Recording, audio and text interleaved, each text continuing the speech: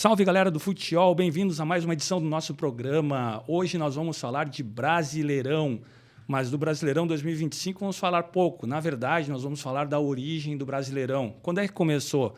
Em 71, em 67, em 37, em 59?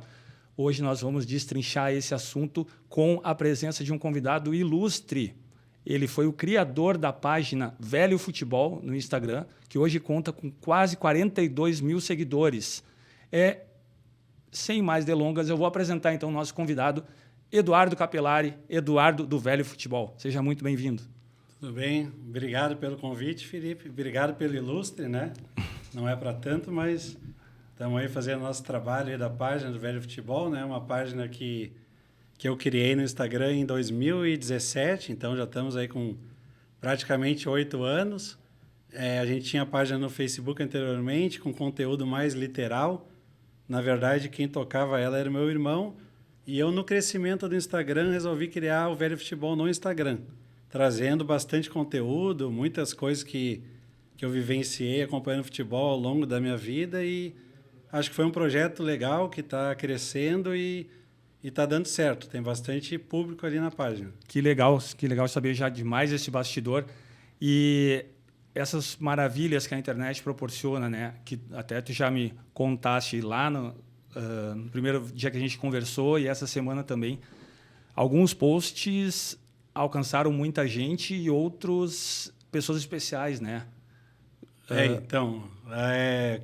Com o crescimento da página e a questão de muitos ex-atletas e jornalistas, todo mundo está ali no Instagram hoje em dia, a gente tem os recursos para marcar esses jogadores e pessoal de imprensa, e começou a ter uma interação muito legal com esse pessoal. Alguns comentarem sobre algum jogo, algum lance, o que havia acontecido. Sim. Naquela... Chega mais um pouquinho perto da mesa, por favor, e eu já peço para o Arthur, quando puder, abrir a mídia 236, que ilustra bastante o que o Edu está falando, mas siga falando. Então, com essa participação aí dos ex-jogadores, jornalistas, a brincadeira começou a ficar mais divertida. Como no caso a gente está vendo ali, no dia do aniversário do Bebeto, poder receber um agradecimento de um jogador que, quando a gente era pequeno lá, estava vendo jogar e não tinha ideia o que virariam as redes sociais, né? Um jogador de Copa do Mundo, consagrado, que dispensa maiores apresentações. E tem uma interação direta, como está ali o comentário do Bebeto. Muito obrigado pelo carinho. Isso faz 5 semanas? Faz pouco tempo, então. Isso, aniversariante de fevereiro. Ah, exatamente. Acho que eu lembro Isso. Então, esse é um exemplo. Aí já tem ali... se o Arthur puder botar 237 também. Então, 5.253 likes. Qual é a história dessa foto? Essa foto, assim, foi totalmente aleatória, na verdade. Foi com o ensejo de poder postar 2 jogadores que foram exemplos de jogadores, né? Porque sempre tiveram um relacionamento muito próximo, apesar da rivalidade dos clubes dentro de campo, sempre foram amigos e se deram muito bem.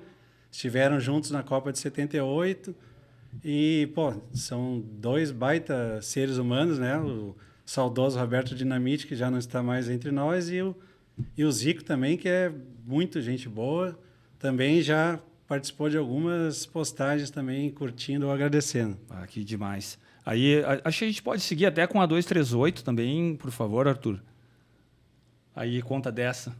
Essa foto aí, ela é bem legal, e essa foto também gera bastante debate. Talvez seja um motivo de tanta gente ter curtido, porque essa foto foi antes da Copa de 86, sobre os goleiros que pleiteavam estar lá, né, representando o Brasil. A gente tem aí o goleiro, os que foram para a Copa, no caso, Carlos, que foi o titular, Paulo Vitor foi reserva. A imprensa carioca bate muito na tecla que o Paulo Vitor estava em melhor forma, deveria ter sido titular, até porque vinha sendo campeão pelo Fluminense dos campeonatos carioca de 83, 4, 85 e do Campeonato Brasileiro de 84. E o Leão foi aquela grande discussão. Poxa, por que o Leão não foi goleiro em 82? Em 86, ele em fim de carreira, ele é convocado como 3º goleiro, acaba indo para a Copa. digamos assim, com até uma mágoa do Tele Santana por não ter ido para 82, e o Gilmar Rinaldi, que acaba ficando de fora, que alguém tinha que ficar de fora, todos eram grandes goleiros, acaba sendo premiado em 94 como reserva, foi campeão do mundo em 94, né, 8 anos depois. Isso aí a galera debate bastante, né? Essa escolha do goleiro, ainda mais que o Carlos teve lá, aquele pênalti, né? Que pegou nas costas dele e... Enfim. O goleiro, ele é uma posição muito de confiança, né? Muita gente fala isso, o goleiro tem aquela relação que não é só técnica, tem muita questão da confiança do treinador no futebol do goleiro, né?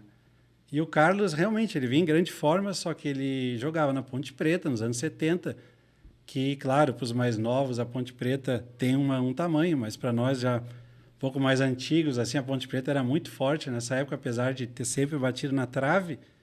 Então, ali já talvez criou-se um estigma do Carlos ser um goleiro pé frio. Sim. E o que acabou, infelizmente, sendo confirmado na única Copa que ele foi titular, ele acaba sofrendo apenas um gol na Copa contra a França, que é no empate 1-1, que acaba indo para os pênaltis. E se não bastasse ter sofrido esse gol, na disputa de pênaltis, o jogador Bruno Belloni, da França, bate a cobrança no canto esquerdo do Carlos, e ele, infelizmente, vai para o canto certo, pois a bola bate na trave, nas costas dele e entra. Essa regra chegou a ser discutida, mas eu acho que continua valendo. Sempre, na verdade, acho que sempre valeu. Gerou uma dúvida na época, talvez digamos que pelo ineditismo, pelo fato de ter acontecido poucas vezes, mas sempre ficou claro que a bola, antes de parar, está valendo dentro do pênalti, tanto que não teve grande reclamação ali. Acho que nem chegou a ter um protesto, né? Um parêntese editorial aqui do programa. Nesse jogo aí, Brasil e França, aquele gol da França foi falta no Carlos, hein? Apesar de parecer que não foi falta, dava para marcar aquela falta. Mas isso também é um outro debate. Não concordo plenamente, mas é um lance bem difícil, assim, né? Deu uma trombada ali. Não foi falta, mas podia dar. Essa é a minha opinião. Se tivesse o VAR, ia ter aquele bolinho em cima do juiz, digamos assim, para pedir a revisão do Edu, lance. sobre essa foto aqui, olha só, um comentário que nem na pesquisa, não provocado, ali, ó. Washington Coração Valente compareceu e escreveu um texto grande ali, né? Isso.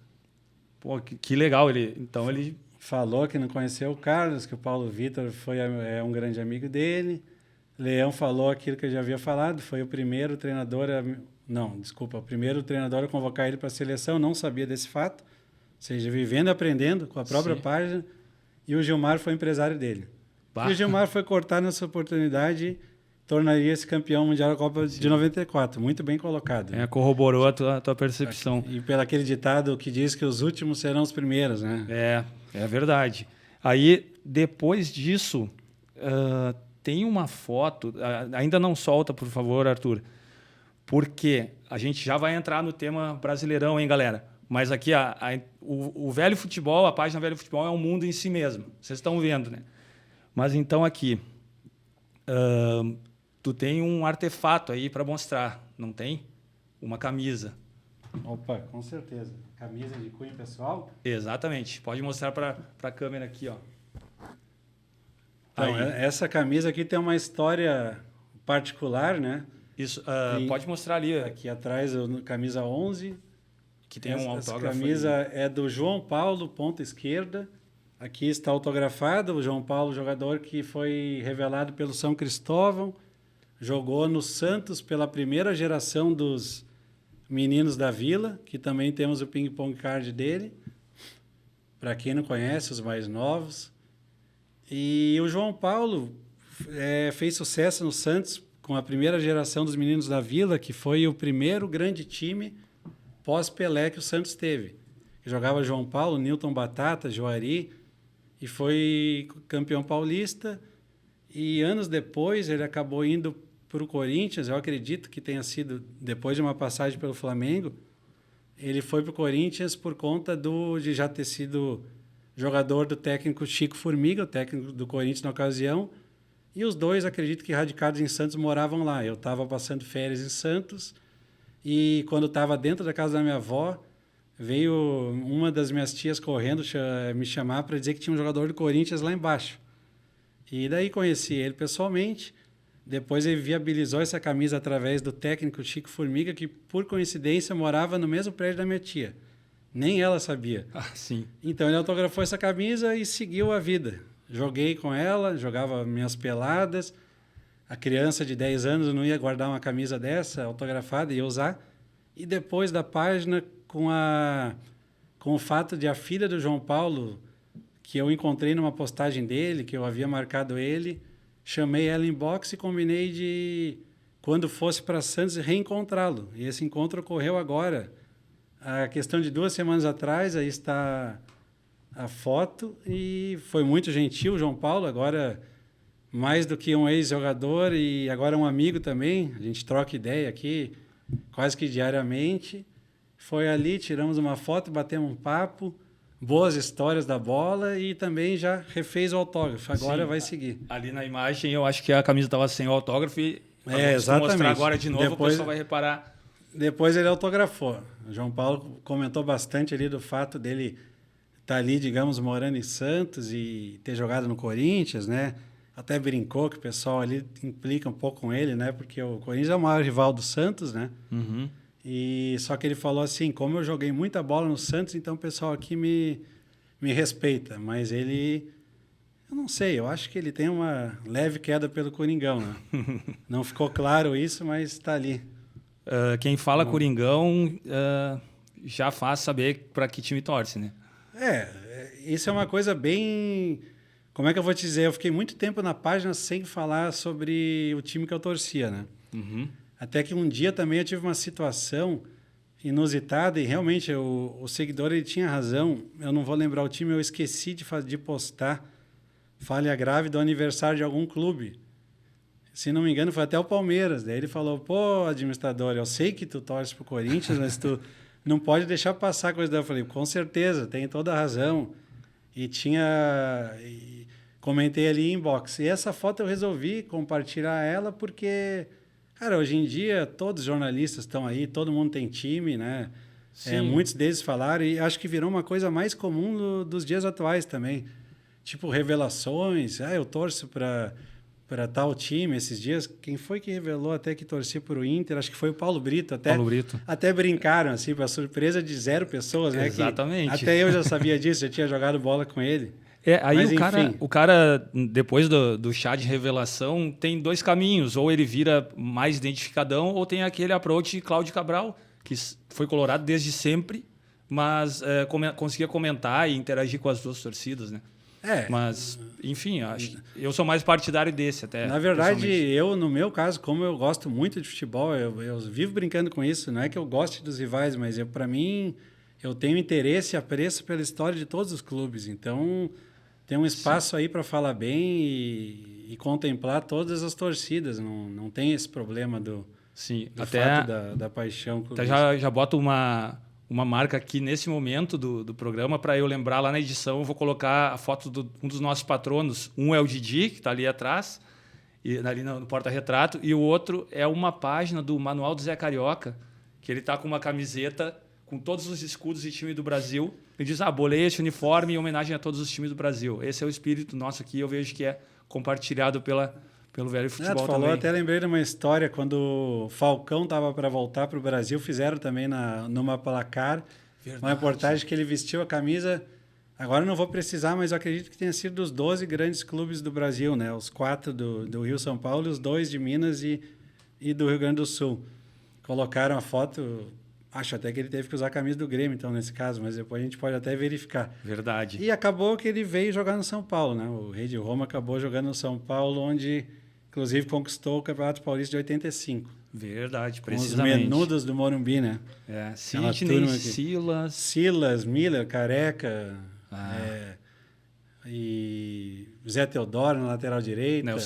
Nelsinho. Acredito que Oscar jogava na zaga. Dario Pereira. Timaço, senhor time de futebol, né? E depois aqui, essa introdução já está maravilhosa aqui, só da história do velho futebol. Nós temos o seguinte, o assunto aqui vai ser Brasileirão.